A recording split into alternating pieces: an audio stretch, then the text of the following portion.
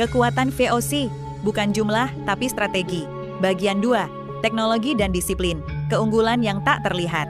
Benteng Trace Italian VOC adalah masterpiece teknik militer.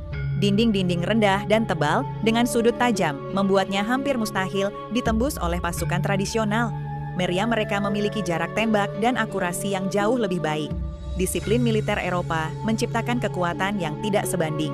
Taktik linier dan tembakan voli teratur menghancurkan serangan pasukan yang hanya mengandalkan jumlah dan keberanian pribadi. Para serdadu Eropa dilat untuk bertempur sebagai mesin, bukan sebagai individu. Mengapa para penguasa lokal kalah? Pertanyaan ini membutuhkan pemahaman yang lebih dalam.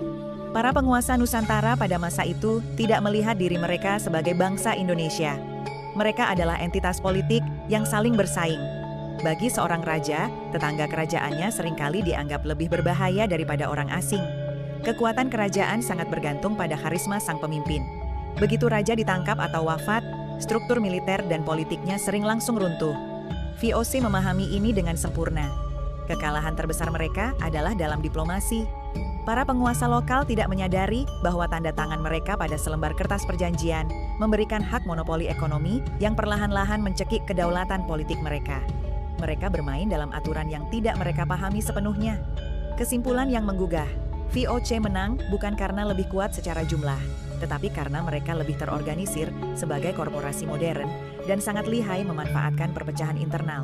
Mereka memahami bahwa dalam politik, kekuatan tidak datang dari kekuatan fisik, tetapi dari struktur kekuatan yang diatur dengan cerdas. Para penguasa lokal masih bermain dalam dunia adat dan kekerabatan, sementara VOC bermain dalam dunia kontrak dan kepentingan ekonomi global. Ini adalah perbedaan fundamental yang menentukan nasib Nusantara selama 3 abad.